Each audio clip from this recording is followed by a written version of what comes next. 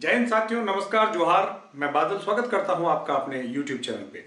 कल मैंने एक वीडियो बनाया था कि 40 दिनों में जेएसएससी सीजीएल की तैयारी कैसे करें। उस वीडियो के बाद लगातार आपके कमेंट्स आने लगे, मैसेज आने लगे, फोन कॉल्स भी आने लगे कि सर एक रणनीतिक वीडियो ये भी बनाया कि 40 दिनों में कैसे खोटा को तैयार किया जा सकता है। जी हाँ, लैंग्वेज पेपर 2 में जिन लोगों ने खोटा लिया हुआ उन लोगों के लगातार मैसेज कॉल आने लगे कि 40 दिनों में खोटा को कैसे तैयार किया जाए, कैसे हम खोटा में मैक्सिमम स्कोर कर सकते हैं ताकि एग्जाम में हमें सफलता मिलेगी। हमें मालूम है कि जो लैंग्वेज पेपर है उसका वेटेज सबसे अधिक है और सबसे अधिक इन द सेंस कि वो आपके लिए जो है निर्णायक पेपर होने वाला है। तो आइए हम लोग इस वीडियो में जानते हैं कि कैसे खोटा में जो स्मार्ट स्ट्रेटजी अपनाकर हम लोग खोटा में मैक्सिमम नंबर स्कोर कर सकते हैं और अपनी एक सीट सुनिश्चित कर सकते हैं।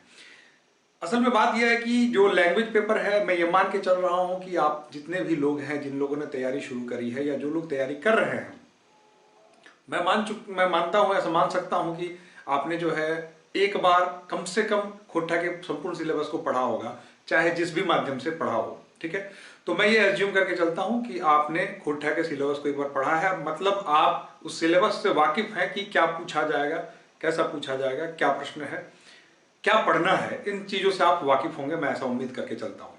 इसके बाद मैं विस्तृत आपको एकदम बिल्कुल स्मार्ट टेक्निक बताऊंगा, वही टेक्निक बताऊंगा जो मैं अपने ऑफलाइन सेंटर में प्रयोग करता हूं। ऑफलाइन सेंटर में जैसे मैं आपको बताता आया हूं कि हमारे यहाँ ऑफलाइन सेंटर में जेएसएससी सीजीएल के लिए बहुत ही जबरदस्त रिवीजन बैच चल रही है, जिसमें प्रतिदिन 4 घंटे एक्सपर्ट टीचर्स की निगरानी में हम आपकी जेएसएससी सीजीएल की तैयारी करवाते हैं। लैंग्वेज पेपर सहित पेपर 3 का एकदम बिल्कुल से एकदम धुआं धुआं कर देना है, प्रत्येक सिलेबस के प्रत्येक हिस्से को टच करते हुए, ताकि आपका छूट ना जाए। क्योंकि जब लोग व्यक्ति खुद से तैयारी करता है तो एक पोर्शन आगे बढ़ जाता है, एक पोर्शन छूट जाता है। तो हम उस क्लास में उसकी पूरा ख्याल रखते हैं कि किसी भी सेक्शन से छूटना नहीं चाहिए और आप मैक्सिमम स्कोर करें। तो उसको लेके काफी उत्साह लोगों में, उस बैच में काफी जुनून देखने को मिल रहा है। जो लोग नेगेटिव थे वो लोग अब पॉजिटिव हो गए हैं कि नहीं, अब हमारी सफलता हो सकती है। तो अगर आप भी बोकारो या आसपास रहते हैं तो हमारे इस बैच को ज्वाइन कर सकते हैं। आपका बहुत बहुत स्वागत है। और फी हमने बहुत नॉमिनल रखा हुआ उस बैच के लिए, मात्र 750 रुपए की फी रखी है। अगले आने वाले 40 दिनों तक हम आपको प्रतिदिन 4 घंटे पढ़ाएंगे, वो भी एक्सपर्ट टीचर्स की टीम के द्वारा।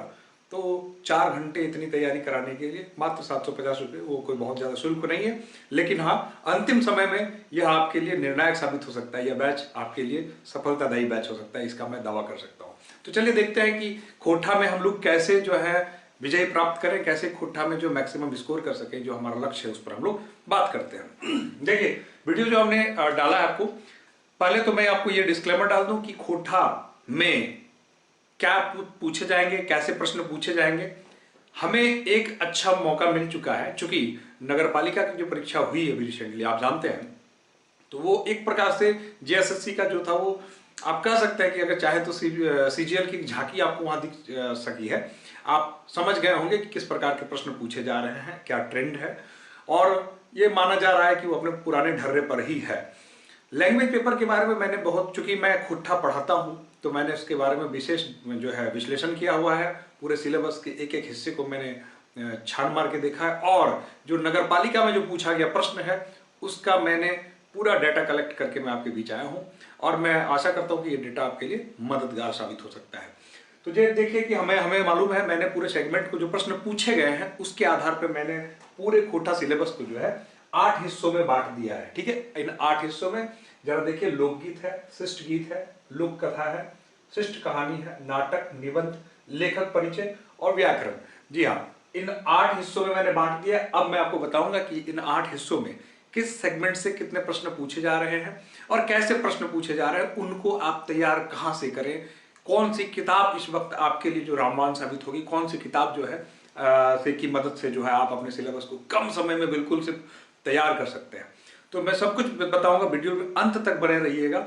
और हाँ, अगर नए हैं तो मेरा आपसे रिक्वेस्ट है कि चैनल को सब्सक्राइब कर दें और मित्रों के बीच में शेयर कर दें। जरा देखते हैं हम लोग कि जो पहला सेगमेंट है लोकगीत का। जी हाँ, लोकगीत आप समझ सकते हैं, क्योंकि अब ये बताने की जरूरत मुझे नहीं लगती है कि लोकगीत क्या है, क्या सिलेबस में लोकगीत क्या है, शिष्ट गीत या कविताएं क्या है, ये मुझे नहीं लगता है कि ये बताने की जरूरत है। हाँ, इनकी तैयारी कैसे हो और ये कैसे उसको फुल प्रूफ किया जाए कि प्रश्न छूटे नहीं, ये काम मेरा है, और मैं अंत तक वीडियो में बने रहे, गारंटी है कि आप सेटिस्फाई हो जाएंगे। देखिए, मैं पहले ये डिस्कस कर दूं कि अभी जो परीक्षा हुई नगर पालिका की, उसमें किस सेक्शन से कितने प्रश्न पूछे गए। उसी प्रकार की जो तैयारी है आप करेंगे और उस हिसाब से जो अपने आप को जो आप माइंड मेकअप कर लें, अपने आप को मेंटली प्रिपेयर कर लें। देखिए, लोकगीत जो सेक्शन है, इस लोकगीत सेक्शन से जो है 10 प्रश्न थे, प्रश्नों की संख्या इससे 10 थी, ध्यान दीजिएगा। लोकगीत सेक्शन से प्रश्नों की संख्या, क्योंकि ये भी प्रश्न बार बार पूछा जा रहा है कि कितने प्रश्न किस सेक्शन से पूछे जा रहे हैं, और उसका मैंने जो विश्लेषण किया वो विश्लेषण के आधार पर मैं आपके बीच आया हूं। तो लोकगीत सेक्शन से 10 प्रश्न पूछे जा रहे हैं। शिष्ट गीत और कविताएं जो है, इनसे 10 प्रश्न पूछे जाएंगे आपको, ठीक है। माफ कीजिएगा, इनसे आपको 20 प्रश्न पूछे जाएंगे, इनसे आपको 20 प्रश्न पूछे जाएंगे। ये दोनों सेक्शन जो है, शिष्ट गीत और कविताएं, इन दोनों को मिला के आपको 20 प्रश्न आपको पूछे जाएंगे। लोक कथा सेक्शन जो है, लोक कथा सेक्शन से आपके 10 प्रश्न होंगे, समझ गए। लोक कथा से शिष्ट कहानी, यहां से भी 10 प्रश्न होने वाले हैं। मैं विस्तृत बता रहा हूं, एक एक सेक्शन का मैंने जो है पूरा विश्लेषण किया, उसके बाद मैं आपके बीच आया हूं। नाटक जो है, जो भी नाटक आपको पढ़ने हैं, इनसे 10 जो है सवाल आपको नाटक से आएंगे। अब निबंध की अगर बात करें तो निबंध सेक्शन से भी 10 प्रश्न जो है आपको पूछे जाएंगे। लेखक परिचय, जी हाँ, लेखक परिचय से भी 10 प्रश्न पूछे जाएंगे। और अंत में जो हमारा बचता है व्याकरण, जो सबका सिरदर्द बना हुआ है, मैं ये भी बताऊंगा कि व्याकरण की तैयारी कैसे करें। तो देखिए, यह 20 प्रश्न जो है आपको इनसे पूछा जाएगा, और टोटल को अगर जोड़ देते हैं तो आपके होते हैं 100 प्रश्न। जी हाँ, तो 100 क्वेश्चन जो है आपके इस सेक्शन से पूछे जाएंगे टोटल खोटा में, और ये जो है आपके समक्ष जो है उसका विश्लेषण कि किस सेक्शन से कितने प्रश्न आपको पूछे जाएंगे। अब चूंकि आपको बात है कि तैयार कैसे करना है, 40 दिन आपके पास बचे हुए, इन 40 दिनों में ही आपको जो है तैयार होना है। अपने आपको ध्यान दीजिएगा कि आपको स्कोर कितना करना है। यह भी एक बार बार पूछा जा रहा है कि सर लैंग्वेज पेपर में स्कोर कितना हो। तो जिन लोगों ने खोटा लिया है, खोटा वालों का जो मैंने नगर पालिका के बच्चों का जो स्कोर देखा, प्रश्न का लेवल देखा, और इन तमाम चीजों को, मैं अन्य विषय की बात नहीं कर रहा हूं, मैं केवल खोटा की भी बात कर रहा हूं। तो मैं ये कह सकता हूं कि जो व्यक्ति खोटा को ठीक से अब तक पढ़ चुका है, या जिसने अभी भी अगले 40 दिन में ठीक से पढ़ने हैं, अगर ठीक से अगर आप पढ़ लिए तो खोटा में मैं मान के चलता हूं कि जो ये 90 प्लस जो स्कोर है ना, यह सामान्य स्कोर रहने वाला है। 90 प्लस, जी हाँ, मैं बड़े जिम्मेदारी के साथ ये कह रहा हूँ। हमारे ऑफलाइन सेंटर में मैं जो कह रहा हूँ आपको, जो रिवीजन बैच चल रहा हूँ, इसमें जो बच्चे टेस्ट में, हमारे ओपन टेस्ट हर संडे को होता है, तो इस ओपन टेस्ट में जो अपीयर होते हैं, उन बच्चों का भी जो स्कोर है वो 95, 92, 93, मतलब 90 प्लस के जो है ना अधिसंख्यक बच्चे होते हैं, जिन्होंने एक बार सिलेबस को ठीक से पढ़ा है। देखिए 85 प्लस जो है ना, वो जिसने एक बार पूरे सिलेबस को ईमानदारी से पढ़ा है, उस पर थोड़ी मेहनत की है, तो 85 प्लस तो ऐसे ही आ जाना है उसको। अन्य विषयों की मैं बात नहीं कर रहा हूं, मैं पुनः दोहरा देता हूं, हिंदी वगैरह सबकी स्थिति डिफरेंट है, उन सब का स्कोर जो है अलग है। उन सब पर भी मैं, अगर आपको जरूरत होगी तो कमेंट पर बताएंगे, मैं उन सब का भी वीडियो आपको बना के दूंगा।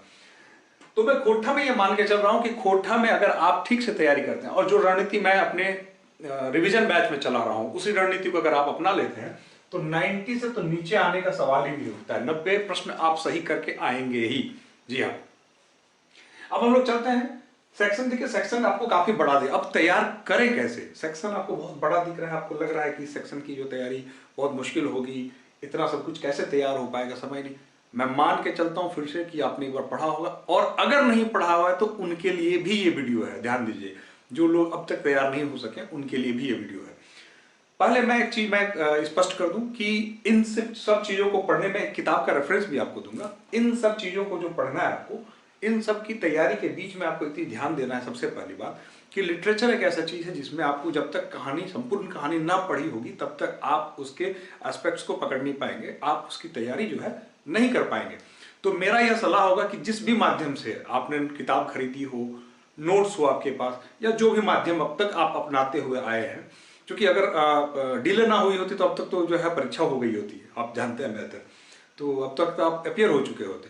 तो जो भी आपके पास स्रोत है, उन माध्यमों से पहले एक बार कोशिश करिए कि पहले इस सप्ताह जो है एक बार पूरे लिटरेचर को कंप्लीट कर ले, एक बार शुरुआत से अंत तक पूरे लिटरेचर को खत्म करें। और मुझे लगता है कि इतना कुछ भी नहीं है इसमें कि एक सप्ताह में उसको घर पर बैठ के या क्लास में बैठ के इसको कवर ना किया जाए सके। उसको अगर आप स्वतः पढ़ते हैं, समय थोड़ा अधिक देते हैं, तो एक सप्ताह में पेपर 3 के साथ साथ भी पढ़ते हुए इसको एक सप्ताह में एक बार रैपिडली आप पूरे कहानी को पढ़ लें, तो थोड़ा सा मैं कहूंगा वो आपके लिए ज्यादा बेहतर होगा। उसके बाद उसके बाद जो है आपको तैयार कैसे करना है, सेगमेंट्स मैंने बता दिए कि किस किस सेक्शंस में कितने प्रश्न आ रहे हैं, उस हिसाब से मैं आगे आपको बता रहा हूं कि आपको पढ़ना क्या है, करना क्या है। देखिए, मैंने कल के वीडियोज में भी आपको कहा कि कम्पिटिटिव जो तैयारियां होती हैं, इनके बारे में एक्सपर्ट्स का जो कहना होता है, जिन लोगों का बहुत लंबा चौड़ा अनुभव है, साथ में हम लोग भी इस चीज़ को महसूस करते हैं, हम अपने विद्यार्थियों को सलाह देते हैं कि 100 किताबों को पढ़ने से अच्छा है कि एक मानक किताब को 100 बार पढ़ा जाए।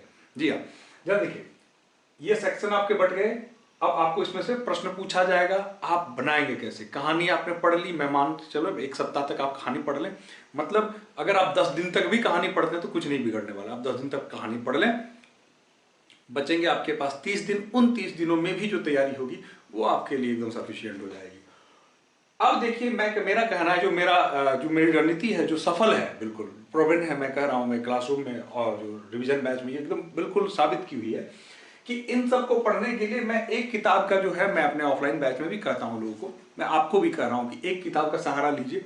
और ये किताब कौन सी है? ये उड़ान पब्लिकेशन की किताब है। ध्यान दीजिए, उड़ान पब्लिकेशन की एक किताब है। ये किताब जो आपको दिख रही होगी स्क्रीन में, इस किताब में क्या है ना कि इसमें आपको जो पहली किताब दिख रही है, उस पहली किताब में वन लाइनर दिया गया। जैसे मान लीजिए छाहियर कहानी है, तो छाहियर कहानी से जितने पात्र हैं सहित जो भी चीजें उस पूरी कहानी में शामिल हैं, कहानी का एक एक हिस्सा जो है आपको उसमें दिया गया है, मतलब बिंदुवार करके आपको दिया गया है कि छाहियर में कौन, रोहन कौन है, मोहन कौन है, सूरज बाबू कौन है, सूरज नारायण कौन है, किनका छत घर है, कितने दिन का सामान बचा हुआ है, उनको किसने क्या पिया, 2 गिलास किसने ताड़ी पिया, 2 गिलास किसने पानी पिया, वगैरह वगैरह। मतलब जो भी सवाल आपके मन में उठ सकते हैं, उन सारे सवालों का वहां पे विवरण दिया हुआ है, वो भी बिंदुवार। मतलब है कि उस कहानी से अगर कुछ पूछा जाए तो आपका निश्चित है कि उससे बाहर नहीं जाएगा।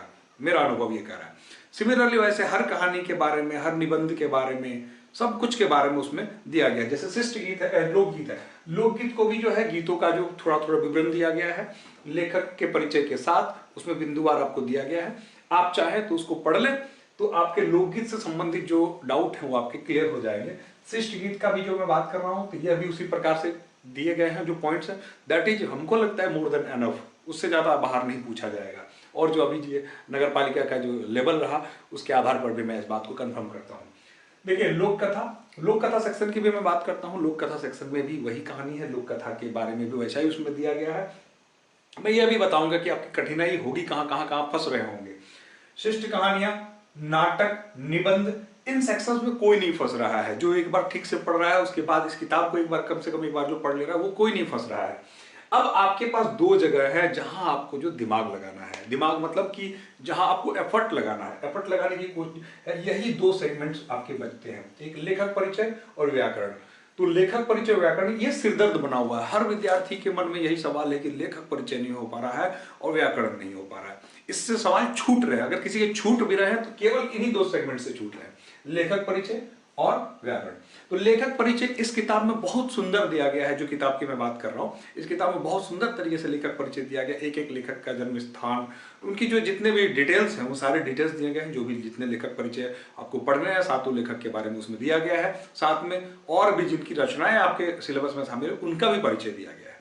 तो उनके बारे में भी जो है आप डिटेल्स में पढ़ सकते हैं, उनके बारे में भी आप उस किताब से जान सकते हैं। लेखक परिचय उससे बाहर नहीं जाएगा, लेकिन ये बहुत कठिन होता है याद रखना, क्योंकि डेट्स है, उनमें वर्ष है, स्थान का नाम है, उनकी रचनाओं का नाम है, बहुत सारी चीजें हैं जिनको। तो उसका एक ही उपाय है कि लेखक परिचय है, 6-7 पन्नों में है बस। तो उन 6-7 पन्नों को जो है आपको लगातार पढ़ना है। हर 2-3 दिन में एक बार पढ़ लेना है, हर 2-3 दिन में। इस प्रकार से अगर आप 5-7 बार पढ़ लेंगे तो लेखक परिचय से कोई डाउट छूटेगा नहीं। अगर आपके पास कोई ग्रुप है तो ग्रुप में चर्चा कर लें, ग्रुप में डिस्कशन कर लें। फिर मैं कहता हूँ बोकारो आसपास रहते तो हमारे यहाँ आ जाए, हमारी गारंटी हो जाएगी आपको तैयार करना। तो हमारे ऑफलाइन सेंटर पर आप आ सकते हैं। बोकारो इंस्टीट्यूट हमारे ब्रांच का नाम है, जो कि चास के तेलीडी रोड में। तो मेरा कहना है कि लेखक परिचय। अब जो सबसे बड़ा मुद्दा आता है व्याकरण का। तो देखिए, व्याकरण जो है, नो डाउट, चूंकि एक नई भाषा आप पढ़ रहे हैं, आपने बचपन में कभी पढ़ा नहीं है, तो इसका व्याकरण जो सेगमेंट है वो आपको थोड़ा परेशान कर रहा होगा। लेकिन अगर आपने व्याकरण ठीक से पढ़ा होगा तो आपको ये समझ में आ गया होगा कि इसका व्याकरण जो है, मुझे लगता है, मैंने पढ़ाया हुआ है सिलेबस को, तो मुझे लगता है कि ये तो 80% जो है हिंदी व्याकरण का रूपांतरण है, एक तरह से कह सकते हैं। हिंदी व्याकरण का रूपांतरण किया गया है। नाम जो टर्मिनोलॉजी चेंज हो रही है, ठीक है, व्यक्तिवाचक को भगतवाचक बोला जाता है, उस प्रकार से नाम चेंज हो रहे हैं, लेकिन कॉन्सेप्ट तो वही है। कॉन्सेप्ट कहाँ से अलग आएगा? थोड़ी बहुत कॉन्सेप्ट जो भाषा के हिसाब से है, उच्चारण के हिसाब से वो बदली है। तो मैं कह रहा हूँ कि 80% जो है वो हिंदी का रूपांतरण है, 20% ही आपको उलझा रहा है, वहीं पे आप फंस रहे हैं। तो इस किताब में जो मैं किताब की रेफरेंस दे रहा हूं, इसमें आप व्याकरण पढ़ सकते हैं। साथ में व्याकरण एक ऐसा चीज है जिसमें मैं आपको कहूंगा कि किसी एक किताब पर निर्भर ना रहे, आप किताबों के अन्य जो प्रकाशक हैं उनके किताबों को साथ में, अगर आपको लगता है कि फिर भी तैयार नहीं हो रहा है, तो देखिए ज्ञान कहीं से मिले आप उसको ले लेना चाहिए। अनेक YouTube वीडियोस पड़े हुए हैं जिन्होंने स्पेशली व्याकरण पर वीडियो बनाए हुए हैं, व्याकरण के ऑब्जेक्टिव्स पर वीडियो बना हुआ है, जिन्होंने बहुत सारे special topic wise, chapter wise व्याकरण के ऑब्जेक्टिव प्रश्न डाले हुए हैं, 50-50, 100-100, 200 करके, 500 करके, इस प्रकार से बहुत सारे YouTube चैनल से आप सर्च करेंगे तो आपको मिल जाएगा। जिन लोगों ने क्या किया है कि व्याकरण की जो है पूरी अवधि वहां से अगर आप देखेंगे तो आपका क्लियर हो जाएगा। साथ में अगर इसको आप एक बार पढ़ के खत्म कर लेते हैं तो इन दोनों कामों को, मैंने कहा एक सप्ताह तक आप पहले पूरी कहानियों को जो है उसका ऑथेंटिक स्रोत से पढ़ लें, उसके बाद इस पर आए तो इस किताब को खत्म करने में मुझे लगता है कि मैक्सिमम अगर ठीक से, अगर ईमानदारी से किया जाए तो 15 डेज में इसको खत्म किया जा सकता है। 15 डेज में इस किताब को, जो मैं किताब आपको बता रहा हूं, इसको 15 दिनों में खत्म किया जा सकता है। उसके बाद आपके पास बचते हैं जो दिन, उन दिनों में आपको क्या करना है कि आपके पास बचे 15 दिन। तो इसी में किताब में जो एक सेट यहाँ पर है, यह इसमें 20 सेट भी दिए हुए हैं, मतलब उसी प्रकार के सेट जो आपके एग्जामिनेशन में पूछे जाएंगे। इन सेट्स को आप पहले से भी बना सकते हैं, ऐसा नहीं है कि खत्म करने के बाद ही बनाना। अभी से हर 1-2 दिन के अंतराल में, क्योंकि पेपर 3 का सेट तो आपको प्रतिदिन लगाना है, तो लैंग्वेज पेपर का जो सेट है उसको आप हर 1 दिन के अंतराल में एक एक बनाते रहें। आप कितना भी बनाए, कम नंबर है उससे घबराना नहीं, लेकिन बढ़ाते रहे, जिससे आपको पता चलता रहेगा क्वेश्चन का पैटर्न क्या है, कैसा पूछा जा रहा है। तो ये जो मैंने आपसे कहा कि जो ग्रामर वाला, सॉरी मतलब ये जो ऑब्जेक्टिव सेक्शन है, इसमें 20 सेट इसमें दिए हुए हैं। इन 20 सेटों को भी आप बना लीजिएगा, परीक्षा के पहले पहले तक उसको खत्म कर देना है। बस इतना अगर आप कर लेते हैं, पहली चीज मैंने आपसे कही कि आपके पास जो ऑथेंटिक स्रोत से जो आपने लिटरेचर है पढ़ने के लिए, जो निबंध वगैरह जो है, जिन स्रोत से आप तक पढ़ते हैं, एक बार पूरी कहानियों को अगर आपके दिमाग में रिफ्रेश नहीं है तो उसको एक बार पढ़ लें और रैपिडली उसको खत्म कर लें। उसके बाद मैंने कहा उड़ान पब्लिकेशन की इस किताब पे चले आए, इस किताब का सहारा ले लें। बिल्कुल 100 किताब को पढ़ने से अच्छा है इस एक किताब को पढ़ना, इस किताब से आपके सारे डाउट्स क्लियर हो जाएंगे। और तीसरी, इसी के जो ऑब्जेक्टिव वाली ये जो किताब है, इस ऑब्जेक्टिव किताब को आप लेके पढ़िए, ताकि ऑब्जेक्टिव में जो प्रश्न जो हल करने की आपको आसानी होगी। फिर मैं कहता हूं कि ये ग्रामर सेक्शन है, इसमें आप मल्टीपल स्रोत का मदद ले सकते हैं। आप किसी भी जगह से ग्रामर को लेकर ऑब्जेक्टिव प्रश्न मिलते हैं आपको, वहां से हल करिए। आप ऑनलाइन मिल रहे हैं, किसी ऐप पे मिल रहे हैं, टेलीग्राम चैनल पे कहीं मिल रहा है, जहां से भी मिल रहा है, केवल ग्रामर सेगमेंट्स को जो है वहां फोकस करें। आप अन्य अन्य तमाम स्रोतों से जाके ग्रामर को देखते रहे, लगातार देखेंगे तो ग्रामर की जो समस्या है वो भी आपको दूर हो जाएगी। तो कुल मिला के ये मैं मान के चल रहा हूं कि जो रणनीति मैंने आपको बताई, इस रणनीति से आप 90+ स्कोर करेंगे, इसमें कोई किंतु परंतु, कोई शक नहीं है। जी हाँ, चूंकि जो तैयारी है वो रणनीति का विषय है। पढ़ रहे हैं, बहुत पढ़ रहे हैं, किस दिशा में पढ़ रहे हैं, ये अगर इसका आपको ध्यान नहीं है तो फिर तैयारी गड़बड़ हो जाती है। तो तैयारी ठीक से करने के लिए आपको रणनीति का आना आपको जरूरी है। आपको पता होना चाहिए कि कैसे तैयार किया जाए, क्या क्या पूछा जा रहा है। तो मैं आशा करता हूं कि मैंने आपको विस्तृत रूप से इसको समझाया है, विस्तृत रूप से आप समझ पाए होंगे कि खुट्टा में आपको अब क्या करना है। अब अगर ये रणनीति आपको सूट करती है तो इस रणनीति पर बिल्कुल से स्टिक हो जाए, इस रणनीति को फॉलो करें। मेरा पूरा विश्वास है, मेरा अनुभव है, मैं अपने अनुभव से कह रहा हूं कि आपका 90+ का जो स्कोर का सपना है वो निश्चित सफल हो जाएगा। साथ में फिर पुनः मैं दोहरा देता हूं कि अगर आप बोकारो रहते हैं, बोकारो आसपास रहते हैं, तो चास तेलीडी रोड में जो हमारा बोकारो इंस्टीट्यूट है, आप वहां आइए। आपको फिर किसी प्रकार की शंका ही नहीं रहेगी। जो आपकी कमजोरियां हैं, जो आपके वीक पॉइंट्स, सारे वीक पॉइंट्स दूर हो जाएंगे। और जो हमारे यहाँ जुनूनी बच्चे हैं, जिन लोगों ने लगभग उम्मीद छोड़ दी थी, अब वो जो उत्साही बन गए हैं, उन बच्चों के साथ बैठकर आप भी अपने आप को मजबूत बना सकते हैं और जेएसएससी सीजीएल में एक सीट अपनी आप सुनिश्चित कर सकते हैं। आशा करता हूँ आपको अच्छा लगा होगा, और अच्छा लगा होगा तो मेरा आपसे निवेदन है कि सब्सक्राइब करके अपने मित्रों के बीच में शेयर कर दें। जय हिंद, धन्यवाद।